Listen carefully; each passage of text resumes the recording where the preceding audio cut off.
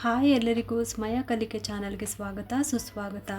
ಇವತ್ತಿನ ವಿಡಿಯೋದಲ್ಲಿ ಕ್ಯಾಲೆಂಡರ್ನಲ್ಲಿ ಹೊಸ ವರ್ಷ ಅಂದರೆ ಜಾನ್ವರಿ 1, 2025 ಇನ್ನೇನು ಹತ್ತಿರದಲ್ಲಿದೆ. ತುಂಬ ಹತ್ತಿರ ಆ ಕ್ಷಣ ಇದೆ ಅಲ್ವಾ. ಈ ನಮ್ಮ ವರ್ಷದ ಮೊದಲನೇ ದಿನ ನಾವು ಯಾವ ರೀತಿ ಬರ್ಮಾಡ್ಕೋಬೇಕು, ಆ ದಿನ ನಾವು ಯಾವ ರೀತಿ ಪ್ರಾರಂಭ ಮಾಡಬೇಕು, ಆ ದಿನ ಕೆಲವೊಂದು ಒಳ್ಳೆ ಕೆಲಸ ಮಾಡೋದ್ರಿಂದ ವರ್ಷ ಪೂರ್ತಿ ಆ ಒಂದು ಎಫೆಕ್ಟ್ ಇರುತ್ತೆ ಅನ್ನೋದು ನಂಬಿಕೆ ಅಷ್ಟೇ ಅಲ್ವಾ. ಹಾಗೆಯೇ ವರ್ಷ ಪೂರ್ತಿ ದುಡ್ಡಿರಬೇಕು ಅಂದರೆ ಏನು ಮಾಡಬೇಕು, ನಾವು ಸ್ವಲ್ಪ ಪ್ಲ್ಯಾನಿಂಗ್ ಮಾಡಿಕೊಂಡು ಮನಿನ ಸೇವಿಂಗ್ಸ್ ಮಾಡ್ಕೋಬೇಕು. ಇನ್ನೂ ಯಾರದು ಮನಿ ಸೇವಿಂಗ್ಸ್ನ ಶುರು ಮಾಡಿಲ್ಲ ಅಂದರೆ ಈ ದಿನ ಮಾಡ್ಬೋದು. ಖಂಡಿತವಾಗ್ಲೂ ತುಂಬಾ ಒಳ್ಳೆ ದಿನ ಅಂತಲೇ ಹೇಳ್ಬೋದು. ಈ ವರ್ಷ ಜಾನ್ವರಿ 1ನೇ ತಾರೀಕು ಬುಧವಾರ ಜನವರಿ 1, 2025 ತುಂಬ ಒಳ್ಳೆಯ ದಿನ ಅಂತಲೇ ಹೇಳ್ಬೋದು. ತುಂಬ ಒಳ್ಳೆಯ ದಿನವೇ ಪ್ರಾರಂಭ ಆಗ್ತಾ ಇದೆ. ಅದರಲ್ಲೂ ಶುಭ ಯೋಗಗಳು ಕೂಡ ಬಂದಿರೋದ್ರಿಂದ ಈ ದಿನ ಮನಿ ಸೇವಿಂಗ್ಸನ್ನು ಶುರು ಮಾಡಿ. ಖಂಡಿತವಾಗ್ಲೂ ಯಾವಾಗಲೂ ನಮ್ಮ ಹತ್ರ ಅಂದರೆ ವರ್ಷ ಪೂರ್ತಿ ಯಾವುದೇ ರೀತಿ ಹಣದ ಸಮಸ್ಯೆ ಬರದೇ ಇರೋ ಹಾಗೆ ಬ್ಯಾಲೆನ್ಸ್ ಮಾಡ್ಕೊಳ್ತಾ ಹೋಗ್ಬೋದು. ಯಾವ ರೀತಿ ಅಂದರೆ ಸ್ವಲ್ಪ ಸಣ್ಣದಾಗೇ ಶುರು ಮಾಡಿ, ದೊಡ್ಡ ಮಟ್ಟದಲ್ಲಿ ನಾವು ಜಾಸ್ತಿ ಹಣ ಸೇವಿಂಗ್ಸ್ ಮಾಡಬೇಕು ಆ ಥರ ಏನೂ ಅಲ್ಲ. ಯಾವುದೇ ಕೆಲಸ ಅದು ಅಷ್ಟೇ ಚಿಕ್ಕದಾಗೇ ಶುರು ಮಾಡಬೇಕು. ಹಾಗೆಯೇ ಇನ್ನೊಂದಷ್ಟು ಕೆಲಸ ಮಾಡಿ ಈ ವರ್ಷದಲ್ಲಿ ನೀವು ಏನೆಲ್ಲ ಮಾಡಬೇಕು ಅಂತ ಅಂದ್ಕೊಂಡಿದ್ದೀರಾ, ಎಲ್ಲ ನಿಮ್ಮ ಕೆಲಸಗಳು ಆಗಬೇಕು ಅಂತ ಅಂದ್ಕೊಂಡಿದ್ದೀರಾ, ನೀವು ಏನಾದರೂ ತಗೋಬೇಕು ಅಂತ ಇದ್ದರೆ ಈ ಥರ ಒಂದು ಆಸೆಗಳನ್ನು ಒಂದು ಬುಕ್ನಲ್ಲಿ 5 ಆಸೆಗಳನ್ನು ಬರೆದಿಟ್ಕೊಳ್ಳಿ.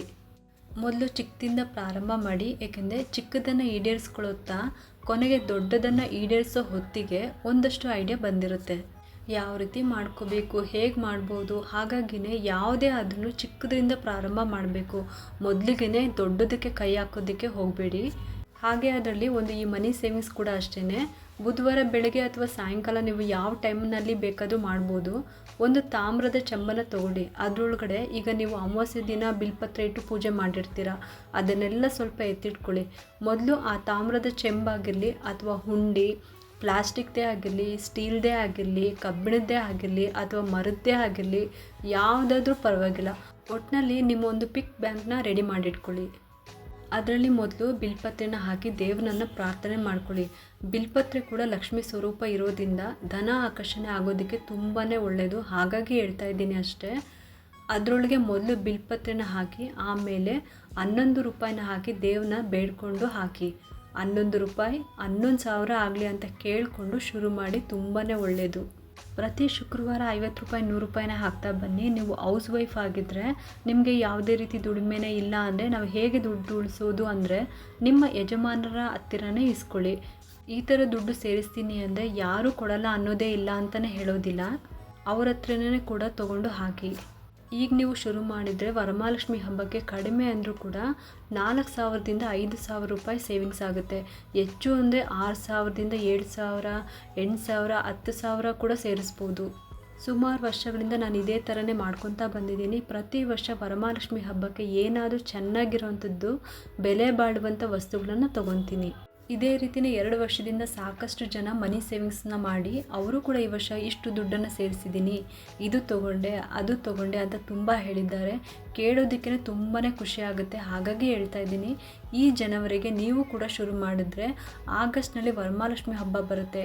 8ನೇ ತಿಂಗಳಲ್ಲಿ 8 ತಿಂಗಳು ಟೈಮ್ ಇರುತ್ತೆ ನಮಗೆ. ಕಡಿಮೆ ಅಂದರೂ 4,000ದಿಂದ 5,000 ರೂಪಾಯಿ ನೀವು ಸೇರಿಸ್ಬೋದು. ಕಡಿಮೆ ಅಂದರೆ ಹೆಚ್ಚು ಅಂದರೆ 8,000 ರೂಪಾಯಿ, ಮಿನಿಮಮ್ 8ರಿಂದ 10,000 ತನಕ ಕೂಡ ಸೇರಿಸ್ಬೋದು. ಹಾಗಾಗಿ ಶುರು ಮಾಡಿ. ತುಂಬಾ ಒಳ್ಳೆಯ ದಿನ, ಎಲ್ರಿಗೂ ಒಳ್ಳೆಯದಾಗಲಿ. ನಾನು ಈ ಥರ ಶುರು ಮಾಡಿದ ಮೇಲೆ ವರಮಹಾಲಕ್ಷ್ಮಿ ಹಬ್ಬಕ್ಕೆ ಯಜಮಾನ್ರ ಹತ್ರ ದುಡ್ಡೇ ಕೇಳೋದಿಲ್ಲ. ಏಕೆಂದರೆ ನಾನೇ ಸೇರಿಸಿರೋಂಥ ದುಡ್ಡು ಇರುತ್ತೆ. ಅದರಲ್ಲೇ ನನಗೆ ತೃಪ್ತಿ ಆಗೋ ಥರ ನಾನು ಹಬ್ಬನ ಮಾಡ್ತಾಯಿರ್ತೀನಿ. ನನ್ನನ್ನು ನೋಡಿ ನಮ್ಮ ಯಜಮಾನರು ಕೂಡ ಶುರು ಮಾಡಿದ್ದಾರೆ. ಈಗ ಪ್ರತಿ ವರ್ಷ ನಮ್ಮ ಮನೆ ದೇವ್ರಿಗೆ ಆಗಿರ್ಬೋದು, ಪಿತೃಪಕ್ಷ ಆಗಿರ್ಬೋದು, ಈ ಥರದ್ದೆಲ್ಲ ನಮಗೆ ಎಕ್ಸ್ಟ್ರಾ ಖರ್ಚು ಬರುತ್ತೆ. ಇದೆಲ್ಲ ನಾವು ಮಾಡೋದ್ರಿಂದ ಎಕ್ಸ್ಟ್ರಾ ಖರ್ಚು ಬರುತ್ತೆ. ಅದಕ್ಕೆ ಅಂತಲೇ ಹೇಳಿ ಅವರು ಕೂಡ ಸಪ್ರೇಟಾಗಿ ದುಡ್ಡನ್ನು ಸೇರಿಸಿ ಇಟ್ಕೊತಾರೆ. ಈ ಥರ ಮಾಡೋದ್ರಿಂದ ಈಗ ನಾವು ದುಡಿಯೋಂಥ ದುಡ್ಡು ನಮ್ಮ ಕಮಿಟ್ಮೆಂಟ್ಗಳಿಗೆ ಸರಿ ಹೋಗುತ್ತೆ. ಇದೆಲ್ಲ ನಮಗೆ ಎಕ್ಸ್ಟ್ರಾ ಅಮೌಂಟು, ಎಕ್ಸ್ಟ್ರಾ ಖರ್ಚುಗಳು ಬರೋವಂಥದ್ದು. ಅದಕ್ಕೆ ನಾವೆಲ್ಲ ಈ ರೀತಿ ಸೇವಿಂಗ್ಸ್ ಮಾಡಿಲ್ಲ ಅಂದರೆ ಸಾಲ ಮಾಡಬೇಕಾಗುತ್ತೆ. ಈಗ ನಮಗೆ 15,000ದಿಂದ 20,000 ಖರ್ಚು ಬರುತ್ತೆ ಅಂದರೆ ನಾವು ಅಟ್ಲೀಸ್ಟ್ ಒಂದು 10,000ದಿಂದ 15,000 ಸೇರಿಸಿದರೆ ಮಿಕ್ಕಿದ ದುಡ್ಡನ್ನ ಅಡ್ಜಸ್ಟ್ ಮಾಡಿ ನಮ್ಮ ಕೆಲಸ ಕಾರ್ಯಗಳನ್ನು ಮಾಡ್ಕೋಬೋದು. ಪೂರ್ತಿ ದುಡ್ಡು ಅರೇಂಜ್ ಮಾಡ್ಕೋಬೇಕು ಅಂದರೆ ತುಂಬಾ ಕಷ್ಟ ಆಗುತ್ತೆ ಅಲ್ವಾ. ಹಾಗಾಗಿ ಹೇಳ್ತಾ ಇದ್ದೀನಿ, ಮೊದಲು ಚಿಕ್ಕದಾಗಿ ಹೆಣ್ಮಕ್ಳು ಶುರು ಮಾಡಿ ನಿಮ್ಮನ್ನು ನೋಡಿ ನಿಮ್ಮ ಮನೆಯವರು ಕೂಡ ಕಲಿತಾರೆ. ತುಂಬಾ ಒಳ್ಳೆಯದು. ಹಾಗೆಯೇ ಇನ್ನೊಂದು ವಿಷಯ, ಅಡುಗೆ ಮನೆಯಲ್ಲಿ 1ರಿಂದ 9 ತನಕ ಇನ್ಕ್ಲೂಡಿಂಗ್ 0 ಇಂದ ಸೇರಿಸ್ಕೋಬೋದು. 0ಯಿಂದ 9 ತನಕ ಪ್ರತಿಯೊಂದು ಸಂಖ್ಯೆನೂ ಕೂಡ ಅದರದ್ದೇ ಆದ ಮಹತ್ವ ಇರುತ್ತೆ. ಒಂದು ರೀತಿಯಲ್ಲಿ ಹೇಳೋದಾದರೆ ಏಜಲ್ ನಂಬರ್ ಅಂತಲೇ ಕರೀತಾರೆ. ಪ್ರತಿಯೊಂದು ಅದರಲ್ಲಿ ಒಂದೊಂದನ್ನು ಸೂಚಿಸುತ್ತೆ. ಈ ನಂಬರ್ 4 ಅನ್ನೋದು ಒಂದು ಸ್ಟ್ರಾಂಗ್ ಫೌಂಡೇಶನ್ ಅಂತಲೇ ಹೇಳ್ಬೋದು. ನಾವೇನು ಅಂದ್ಕೊಂಡಿದ್ರು ಅದರಲ್ಲೂ ಕೂಡ ಮನಿ ರಿಲೇಷನ್ಗೆ ತುಂಬಾ ಒಳ್ಳೆಯದು. ಈ ವರ್ಷದಲ್ಲಿ ನೀವೇನು ಅಂದ್ಕೊಂಡಿರಲಿ, ಏನೇ ಅಂದ್ಕೊಂಡಿದ್ರು ಕೂಡ ಆ ಕೆಲಸಕ್ಕೆ ನಿಮಗೆ ಏನು ಅಮೌಂಟ್ ಬೇಕಾಗುತ್ತೆ, ನೀವು ಈ ನಂಬರ್ 4 ಅನ್ನೋದನ್ನ ಬರ್ಕೊಳ್ಳಿ. ಪ್ರತಿ ಸಲ ಅದನ್ನು ನೋಡುವಾಗ ಅದನ್ನು ನೆನೆಸ್ಕೊತಾ ಇರಬೇಕು.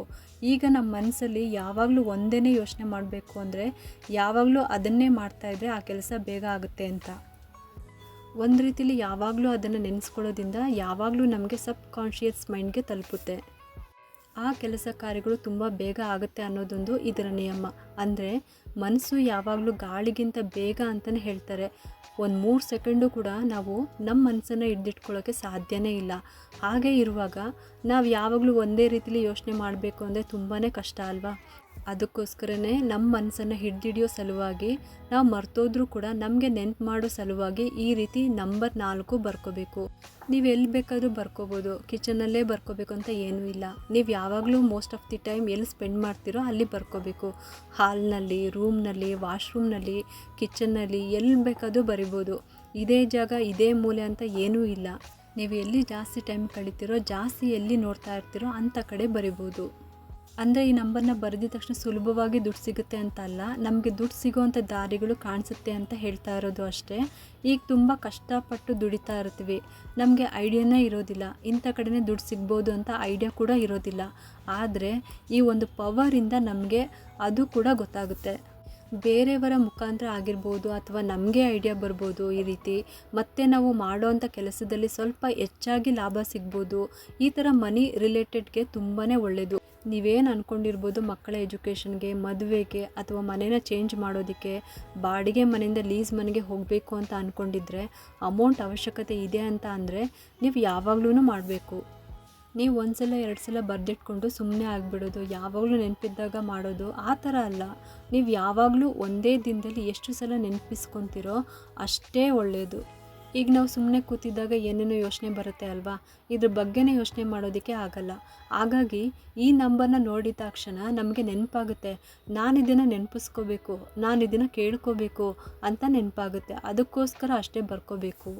ಇದು ವರ್ಕ್ ಆಗುತ್ತಾ, ಇದು ನಿಜನಾ ಅಂತ ಕೇಳ್ಬೋದು ನೀವು. ಖಂಡಿತವಾಗ್ಲೂ ವರ್ಕ್ ಆಗುತ್ತೆ. ಯಾವುದೇ ಒಂದಾದರೂ ಅಷ್ಟೇ, ನಾನು ಮೊದಲು ಟ್ರೈ ಮಾಡ್ತೀನಿ, ನನಗೆ ಅದು ಒಳ್ಳೆ ರಿಸಲ್ಟ್ ಬಂದ ನಂತರನೇ ನಾನು ನಿಮಗೆ ಶೇರ್ ಮಾಡ್ತೀನಿ. ನನಗಿದು 100% ರಿಸಲ್ಟ್ ಬಂದಿದೆ. ಈಗಲೂ ಕೂಡ ನಾನು ಕಂಟಿನ್ಯೂ ಮಾಡ್ತಾಯಿದ್ದೀನಿ. ಈಗ ಕಿಚನಲ್ಲಿ ಯಾಕಂದರೆ ನಾನು ಜಾಸ್ತಿ ಇಲ್ಲೇ ಟೈಮ್ ಸ್ಪೆಂಡ್ ಮಾಡ್ತೀನಿ, ಹಾಗಾಗಿ ನಾನು ಇಲ್ಲೇ ಬರ್ಕೊಂಡಿದ್ದೀನಿ. ಏನಾದರೂ ಕಿಚನ್ ಕ್ಲೀನ್ ಮಾಡುವಾಗ ಒರೆಸ್ಕೊತೀನಿ, ನಂತರ ಇಮ್ಮಿಡಿಯೇಟಾಗಿ ಬರ್ಕೊತೀನಿ.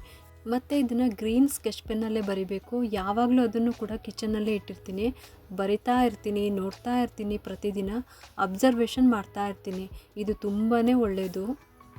ಯಾವ ರೀತಿ ಖರ್ಚು ಮಾಡೋಂಗೆ ಇಲ್ಲ, ಪೂಜೆ ಮಾಡಬೇಕು, ವ್ರತ ಮಾಡಬೇಕು ಅನ್ನೋದೇ ಏನೂ ಇಲ್ಲ. ನಾವು ಇದನ್ನೆಲ್ಲ ಮಾಡೋದು ಏನಕ್ಕೋಸ್ಕರ, ನಮ್ಮ ಮನಸ್ಸಿನಲ್ಲಿ ಯಾವಾಗಲೂ ನಾವೇನು ಬೇಡಿಕೆ ಇಟ್ಕೊಂಡಿದ್ದೀವೋ ಅದನ್ನು ನೆನಪಿಸ್ಕೊಂಡಿರಬೇಕು ಅಂತ ಅಷ್ಟೇ. ಅದು ಬೇಗ ನಮ್ಮ ಯೂನಿವರ್ಸ್ ಜೊತೆ ಕನೆಕ್ಟ್ ಆಗುತ್ತೆ ಅಂದರೆ ಆ ಕೆಲಸಗಳು ಬೇಗ ಆಗುತ್ತೆ ಅನ್ನೋ ಉದ್ದೇಶದಿಂದ ನಾವು ಮಾಡ್ತಿರೋದು. ನಂಬರ್ 4 ಅಂದರೆ ಒಂದು ಸ್ಟ್ರಾಂಗ್ ಫೌಂಡೇಶನ್ ಅಂತ. ನಾವು ಮಾಡೋಂಥ ಕೆಲಸಕ್ಕೆ ಒಂದು ಭದ್ರವಾದ ಪುನಾದಿಯನ್ನು ಹಾಕ್ಕೊಡುತ್ತೆ. ಅದಕ್ಕೆ ಮೂಲಭೂತವಾಗಿ ಏನು ಅವಶ್ಯಕತೆ ಇದೆ ಅಂದರೆ ದುಡ್ಡು, ಮತ್ತು ನಮ್ಮ ಬೇರೆ ಯಾವುದೇ ಒಂದು ಕೆಲಸ ಕಾರ್ಯಗಳೇ ಆಗಿರ್ಬೋದು, ಅದನ್ನೆಲ್ಲನೂ ಕೂಡ ಒಂದು ಈಸಿಯಾಗಿ ಆಗೋ ಥರ ಮಾಡುತ್ತೆ. ನಮಗೆ ಒಂದು ಮನಿ ರಿಲೇಟೆಡ್ ಎಂಥದ್ದೇ ಆಗಿರ್ಬೋದು, ನಾವು ಯಾರಿಗಾದ್ರೂ ದುಡ್ಡು ಕೊಟ್ಬಿಟ್ಟಿರ್ತೀವಿ, ಇನ್ ಟೈಮ್ಗೆ ನಿಮಗೆ ಕೊಡ್ತಾ ಇರಲ್ಲ ಅಂತ, ಬೇರೆ ಏನೇ ಆಗಿರ್ಬೋದು, ಖಂಡಿತವಾಗ್ಲೂ ವರ್ಕ್ ಆಗುತ್ತೆ ಇದು. ಫಾರ್ ಎಕ್ಸಾಂಪಲ್, ನೀವು ಒಂದು ಲೀಸ್ಗೆ ಹಾಕೋಬೇಕು ಅಂತ ಇದ್ದೀರಾ, ನಿಮಗೆ ಒಂದು 5 ಲಕ್ಷ ಅಮೌಂಟ್ ಬೇಕಾಗಿದೆ ಅಂತ ತಿಳ್ಕೊಳ್ಳೋಣ. ನೀವು ಯಾವಾಗಲೂ ಅಷ್ಟೇ ನಂಬರ್ನ ನೋಡಿದಾಗಲೆಲ್ಲ ನನಗೆ 5 ಲಕ್ಷ ಬೇಕು, ಆ ಮನೆನ ನಾನು ಲೀಸ್ಗೆ ಹಾಕೋಬೇಕು, ಆ ಮನೆ ನನಗೆ ತುಂಬ ಇಷ್ಟ ಆಗಿದೆ, ತುಂಬ ಈಸಿಯಾಗಿ ಅಮೌಂಟ್ ಕೂಡ ಸಿಗ್ತಾ ಇದೆ ಅಂತ ಯಾವಾಗಲೂ ನೆನೆಸ್ಕೊಳ್ಳಿ. ನೀವು ಮರ್ತೋದ್ರೂ ಕೂಡ ಆ ನಂಬರ್ನ ನೋಡಿದ ತಕ್ಷಣ ಅದು ನಿಮಗೆ ರಿಮೈಂಡ್ ಮಾಡುತ್ತೆ, ನೆನಪಿಸ್ಕೋ ಇವಾಗ ಅಂತ. ಹಾಗೆಯೇ ಪ್ರತಿ ಸಲ ನಂಬರ್ನ ನೋಡುವಾಗ ಅದನ್ನು ಹೇಳ್ತಾ ಇರಬೇಕು. ನೀವು ಯಾವಾಗಲೂ ಅದನ್ನೇ ಹೇಳ್ಕೊಳ್ತಾ ಇದ್ದರೆ ಆ ಕೆಲಸ ತುಂಬ ಬೇಗ ತುಂಬ ಈಸಿಯಾಗಿ ಆಗಿಬಿಡುತ್ತೆ. ಅದಕ್ಕೆ ಬೇಕಾಗಿರುವ ಅಮೌಂಟು ಕೂಡ ಜಾಸ್ತಿ ಕೂಡ ಆಗ್ತಾ ಇರುತ್ತೆ. ಅದಕ್ಕೆ ನೀವು ಏನಾದರೂ ಶುರು ಮಾಡೋದಿದ್ದರೆ ಈ 1ನೇ ತಾರೀಕಿನಂದು ಶುರು ಮಾಡಿ. ಬೆಳಗ್ಗೆ ಅಥವಾ ಸಾಯಂಕಾಲ ಯಾವಾಗ ಬೇಕಾದರೂ ಬರಿಬೋದು. ಇಲ್ಲೇ ಬರಿಬೇಕು ಅಂತ ಏನೂ ಇಲ್ಲ, ಮನೆಯ ಯಾವ ಜಾಗದಲ್ಲಾದರೂ ಬರಿಬೋದು. ಆದರೆ ಗ್ರೀನ್ ಕಲರ್ ಸ್ಕೆಚ್ ಪೆನ್ನಿಂದ ಬರಿಬೇಕು, ಒಳ್ಳೆಯದು. ಚಿಕ್ಕದಾಗಿ ಬರಿಬೇಕಾ ಇಲ್ಲ ದೊಡ್ಡದಾಗಿ ಬರಿಬೇಕಾ ಆ ಥರ ಏನೂ ಇಲ್ಲ. ನಿಮಗೆ ಹೇಗೆ ಇಷ್ಟ ಬರುತ್ತೋ ಆ ಥರ ಬರ್ಕೊಳ್ಳಿ. ಒಟ್ಟಿನಲ್ಲಿ ನಿಮ್ಮ ಮನಸ್ಸಿಗೆ ಖುಷಿ ಆಗೋ ಥರ ಇರಬೇಕು. ನೀವು ಇಷ್ಟಪಡೋ ಜಾಗದಲ್ಲಿ ಬರಿಬೇಕು. ಬಂದವರು ಏನಾದರೂ ನೋಡ್ತಾರೆ ಕೇಳ್ತಾರೆ ಅಂತ ಏನೋ ಮೈಂಡ್ನಲ್ಲಿ ಇಟ್ಕೊಳ್ಳೋದಕ್ಕೆ ಹೋಗಬೇಡಿ. ಎಲ್ಲಿ ಬೇಕಾದರೂ ಬರೀರಿ. ನೀವು ಇಷ್ಟಪಟ್ಟು ನೀವು ಎಲ್ಲಿ ಜಾಸ್ತಿ ಟೈಮ್ ಸ್ಪೆಂಡ್ ಮಾಡ್ತೀರೋ ಆ ಜಾಗದಲ್ಲಿ ಬರಿಬೇಕು. ಮತ್ತು ಅಡ್ವಾನ್ಸಾಗಿ ಹ್ಯಾಪಿ ನ್ಯೂ ಇಯರ್ ಹೇಳ್ತಾ ಇದ್ದೀನಿ. ಕ್ಯಾಲೆಂಡರ್ನಲ್ಲಿ ಪ್ರಕಾರ ಹೊಸ ವರ್ಷ ಅಂದರೆ ನಮಗೆ ಹೊಸ ವರ್ಷ ಯುಗಾದಿಗೆ ತಾನೇ ನಮಗೆ ಹೊಸ ವರ್ಷ ಸ್ಟಾರ್ಟ್ ಆಗೋದು.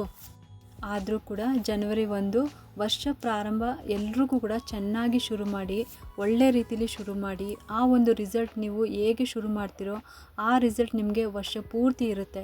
ಆ ದಿನ ಒಳ್ಳೊಳ್ಳೆ ಕೆಲಸ ಮಾಡಿ, ತುಂಬ ನೆನ್ಪಿಟ್ಕೊಳ್ಳೋವಂಥ ಕೆಲಸನ ಮಾಡಿ. ಆದಷ್ಟು ಬೆಳಿಗ್ಗೆ ಬೇಗ ಎದ್ದು ಪೂಜೆ ಮುಗಿಸಿ ದೇವಸ್ಥಾನಕ್ಕೆ ಹೋಗಿ ಬನ್ನಿ. ನಿಮಗೆ ಇದರಲ್ಲಿ ತುಂಬಾ ಯೂಸ್ಫುಲ್ ಇನ್ಫಾರ್ಮೇಷನ್ ಇದೆ. ನಂಬಿಕೆಯಿಂದ ಟ್ರೈ ಮಾಡಿ, ಖಂಡಿತ ಒಳ್ಳೆಯದಾಗುತ್ತೆ. ಈ ಒಂದು ಮನಿ ಸೇವಿಂಗ್ಸ್ ಬಗ್ಗೆ ಮುಂದಿನ ವಿಡಿಯೋದಲ್ಲಿ ಹೆಚ್ಚು ತಿಳಿಸ್ಕೊಡ್ತೀನಿ. ವರ್ಷದಿಂದ ವರ್ಷಕ್ಕೆ ನಾವು ಇದೇ ರೀತಿ ಸಣ್ಣದಾಗಿ ಶುರು ಮಾಡಿದ್ದು. ಮೊದಲನೇ ವರ್ಷ 2000ದಿಂದ 2500 ಸೇರಿಸಿದ್ದು ಅಷ್ಟೇ. ಈಗ ಸ್ವಲ್ಪ ಜಾಸ್ತಿ ಮಾಡ್ಕೊಳ್ತಾ ಈಗ ಯಾವ ಥರ ಅಂದರೆ ಒಂದು ಥರ ಕಾಸ್ಟ್ಲಿ ಸೀರೆ ಆಗಿರ್ಬೋದು, ಕಾಸ್ಟ್ಲಿ ಐಟಮ್ ಆಗಿರ್ಬೋದು, ಈ ಥರ ತೊಗೊಳ್ಳೋಂಥ ಕೆಪಾಸಿಟಿ ಬಂದಿದೆ ಅಂತಲೇ ಹೇಳ್ಬೋದು. ನಿಮ್ಮ ಕೆಪಾಸಿಟಿ ತಕ್ಕಂತೆ ಸೇರಿಸ್ಕೊತ ಶುರು ಮಾಡಿ. ಯಾವಾಗಲೂ ಅಷ್ಟೇ ಕೆಲವೊಂದು ಸಲ ಅನಿಸ್ತಾ ಇರುತ್ತೆ ನೋಡಿ, ಮನೆಯಲ್ಲಿ ಎಲ್ಲೇ ಹುಡುಕೋದು ಒಂದು 100 ರೂಪಾಯಿನೂ ಸಿಗೋದಿಲ್ಲ, ಎಂಥ ಪರಿಸ್ಥಿತಿ ನಮ್ಮದು ಅಂತ ತುಂಬ ಜನಕ್ಕೆ ಅನಿಸಿರುತ್ತೆ. ಒಂದು ಟೈಮಲ್ಲಿ ನಾನು ಕೂಡ ಅಂದ್ಕೊಂಡಿದ್ದೀನಿ. ಆದರೆ ಈ ಥರ ಮನಿ ಸೇವಿಂಗ್ಸ್ ಮಾಡೋದ್ರಿಂದ ಮನೆಯಲ್ಲಿ ಯಾವಾಗಲೂ ದುಡ್ಡಿರುತ್ತೆ, ನಮ್ಮದು ಅನ್ನೋದು ಒಂದಿಷ್ಟು ದುಡ್ಡಿರುತ್ತೆ. ಈ ಥರ ಎಮರ್ಜೆನ್ಸಿ ಟೈಮ್ನಲ್ಲಿ ಬೇರೆಯವ್ರ ಹತ್ರ ದುಡ್ಡು ಕೇಳೋ ಬದಲು ಆ ದುಡ್ಡನ್ನೇ ತೊಗೊಂಡು ನಾವು ಖರ್ಚು ಮಾಡ್ಕೋಬೋದು. ಆದರೆ ಮತ್ತೆ ಅದನ್ನು ವಾಪಸ್ ಹಾಕಬೇಕು.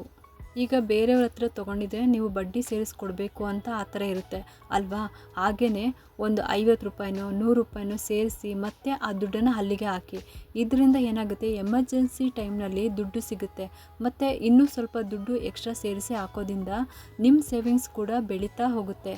ಈ ಥರ ನೀವು ಸ್ಟ್ರಿಕ್ಟಾಗಿ ಫಾಲೋ ಮಾಡಬೇಕು. ಈ ಥರ ಮಾಡ್ಕೊಂಡು ಬಂದರೆ ಮನೆಯಲ್ಲಿ ನಾವು ನಮ್ಮದೇ ಆದಂಥ ದುಡ್ಡನ್ನು ಯಾವಾಗಲೂ ಇಟ್ಟಿರ್ತೀವಿ. ವರ್ಷ ಪೂರ್ತಿ ನಮ್ಮ ಮನೇಲಿ ದುಡ್ಡಿರುತ್ತೆ. ಇದೆಲ್ಲ ಒಂದು ರೀತಿಲಿ ಪಾಸಿಟಿವ್ ಎನರ್ಜಿ ಇದ್ದಾಗೇ. ಎಲ್ಲರೂ ಕೂಡ ವರ್ಷದ ಮೊದಲನೇ ದಿನ ಚೆನ್ನಾಗಿ ಬರಮಾಡ್ಕೊಳ್ಳಿ. ಆ ದಿನನ ತುಂಬ ಚೆನ್ನಾಗಿ ಪ್ರಾರಂಭ ಮಾಡಿ. ಆ ವರ್ಷ ಪೂರ್ತಿ ನೀವು ಅಂದ್ಕೊಂಡಿದ್ದ ಹಾಗೆ ಈ ವರ್ಷನ ಕಳೆಯೋ ಥರ ಆಗಲಿ. ನೀವು ನೆನೆಸ್ಕೊಂಡಿದ್ದು ಮತ್ತು ನೀವು ಮಾಡಬೇಕು ಅಂದ್ಕೊಂಡಿರೋ ಎಲ್ಲ ಕೆಲಸಗಳು ಕೂಡ ನಿಮಗೆ ಕೈಗೂಡಲಿ. ನಿಮಗೆಲ್ಲರಿಗೂ ಈ ವಿಡಿಯೋ ಇಷ್ಟ ಆಗಿದೆ ಅಂತ ನಾನು ಭಾವಿಸ್ತಾ ಇದ್ದೀನಿ. ಮತ್ತೆ ಸಿಗೋಣ ಮುಂದಿನ ವಿಡಿಯೋದಲ್ಲಿ ಅಂತ ಹೇಳುತ್ತಾ ಈ ವಿಡಿಯೋನ ಮುಗಿಸ್ತಾ ಇದ್ದೀನಿ. ಇನ್ನು ಯಾರ್ಯಾರ ನಮ್ಮ ಚಾನಲ್ಗೆ ಸಬ್ಸ್ಕ್ರೈಬ್ ಮಾಡ್ಕೊಂಡಿಲ್ವೋ ಅವರೆಲ್ಲರೂ ಸಬ್ಸ್ಕ್ರೈಬ್ ಮಾಡ್ಕೊಳ್ಳಿ ಅಂತ ಹೇಳುತ್ತಾ ಈ ವಿಡಿಯೋನ ಮುಗಿಸ್ತಾ ಇದ್ದೀನಿ.